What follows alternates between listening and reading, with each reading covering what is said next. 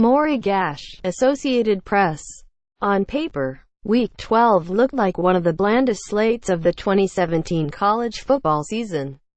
It featured only one matchup of ranked teams, using the latest college football playoff top 25, and only 4 matchups of Power 5 teams with winning records. And, to be frank, it unfolded about as many expected.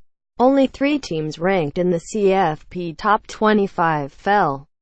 And while a pair of top 10 teams, Miami and Notre Dame, faced upset-minded foes, both were able to turn them away and hold serve. Alabama, Clemson and Oklahoma all demolished overmatched opponents and stayed on course for playoff bids, entering the final 2 weeks of the regular season. But there were a few noteworthy developments.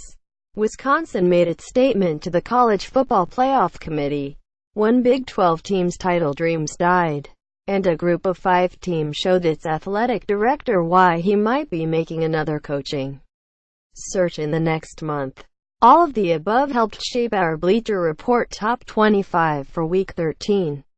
College football writers Matt Hayes, David Kenyon, Adam Kramer, Kerry Miller, Brad Shepard and Greg Wallace each submitted ballots in which a first-place vote counts for 25 points. A second-place one is worth 24.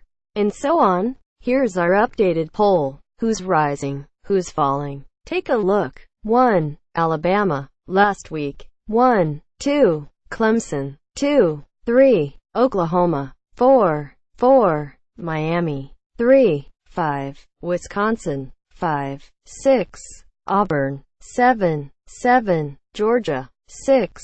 8. Ohio State. 8. 9. UCF. 11. 10. Notre Dame. 9. 11. TCU. 13. 12. Penn State. 12. 13. USC. 15. 14. Stanford. 14. 15. Washington. 16. Washington State. 17. Memphis. 20. 18. LSU. 23. 19. Northwestern. NR. 20. Mississippi State. 21. South Florida. 25. 22. Michigan State. 22. 23. Oklahoma State. 10. 24. Boise State. NR. 25. San Diego State. NR. Also receiving votes: Iowa State, Virginia Tech, Florida Atlantic, NC State. Who's hot? Wisconsin Badgers. Maury Gash, Associated Press. Wisconsin was one of only 4 remaining FBS unbeatens entering this week, along with Alabama, Miami and UCF. However, the Badgers entered this week behind one-loss Clemson and Oklahoma teams in the college football playoff rankings, largely because of their weaker schedule. Wisconsin had only one win over a team in this week's CFP Top 25, a 33-24 win over Northwestern. The Badgers belted then No. 20 Iowa 38-14 last week as well. Saturday's visit from No. 24 Michigan was an excellent opportunity for the Badgers to burnish their CFP resume with the nation watching. It was the only matchup of ranked teams on an underwhelming slate. Wisconsin did its part, overcoming a 10-7 third-quarter deficit and scoring the game's final 17 points for a 24-10 victory. The Badgers held Michigan to 58 rushing yards and controlled the game with physical defense. Freshman tailback Jonathan Taylor rushed for 132 yards on 19 carries, his 8th 100-yard rushing effort this season. With Minnesota on deck in the regular season finale, the Badgers are a strong bet to enter the Big Ten title game 12-0. Will it be enough to impress the playoff selection committee? That remains to be seen. But Paul Chryst and co. have held up their end of the bargain. Who's not? Oklahoma State Cowboys. Sue Ogrotsky, Associated Press. 3 weeks ago, Oklahoma State was in position to win the Big 12 and make a charge toward the college football playoff. The Cowboys had Oklahoma in Stillwater for Bedlam, and a win would have catapulted them into the top 10 and given them a strong push to the league title game. However, they couldn't stop Baker Mayfield, giving up 598 passing yards in a 62-52 defeat. They survived Iowa State 49-42, sealing the game on a last-minute end-zone interception of a 50-50 ball. But it appears that these Cowboys are all hat and no cattle. Saturday, an average Kansas State team marched into Boone Pickens Stadium and upset OSU 45-40.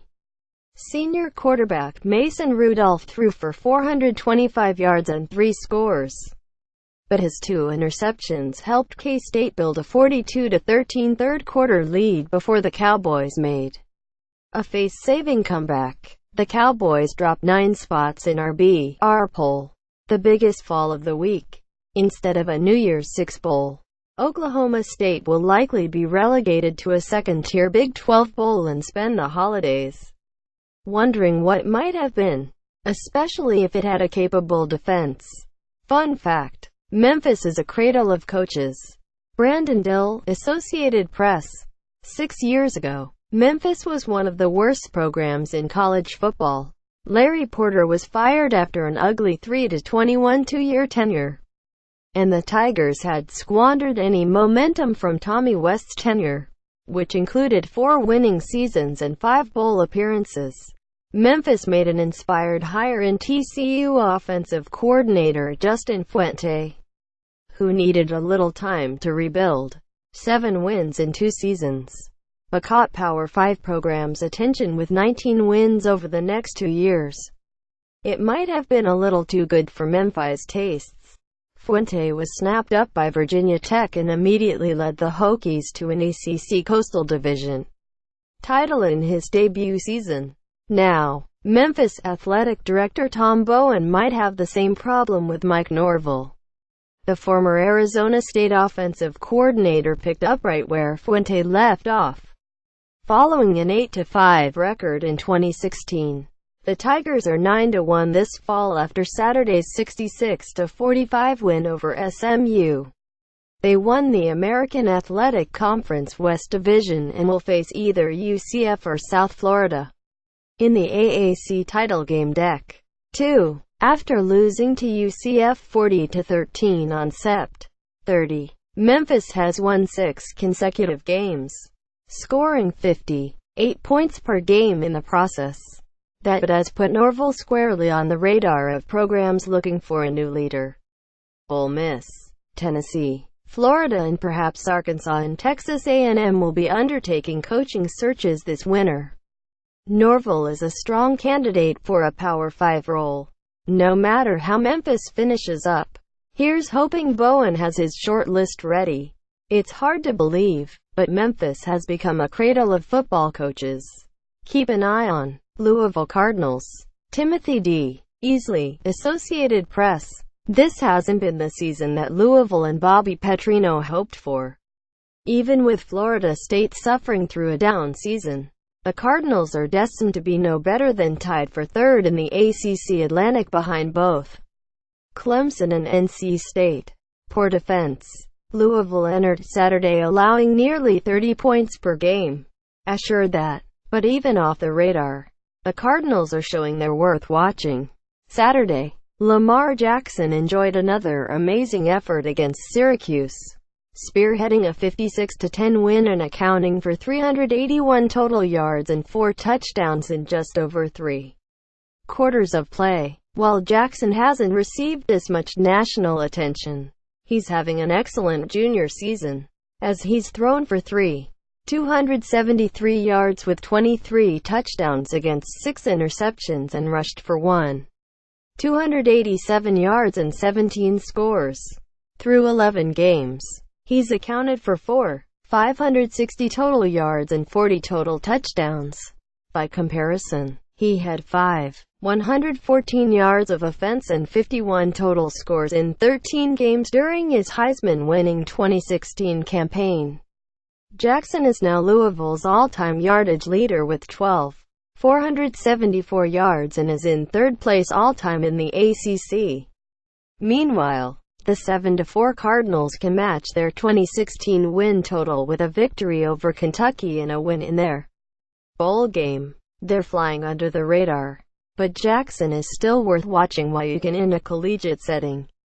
What to watch for? No. 1 Alabama at no. 6 Auburn. Butch Dill, Associated Press. The Iron Bowl is always one of the most meaningful games on the college football calendar. The state of Alabama obsesses over it for 364 days per year, until the next Iron Bowl is played and the cycle starts all over again.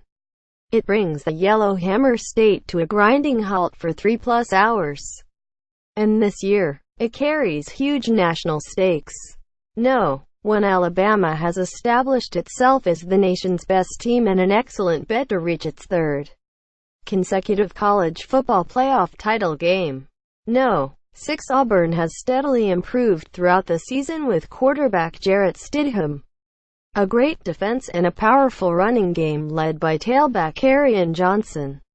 Auburn's only losses were a 14-6 decision at no. 2 Clemson and an odd 27-23 loss at LSU.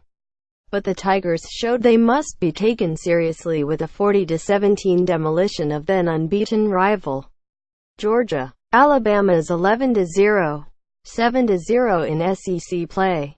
But the Tigers can win the SEC West by beating the Crimson Tide, setting up an SEC championship game rematch with the Bulldogs. Win that, and it'd be hard to keep Gus Malzahn's crew out of the playoff. Alabama has the stronger all-around team, but strange things happen in Jordan-Hare Stadium in this game. Kick 6. Anyone expect a physical, exciting game that should come down to the final minutes?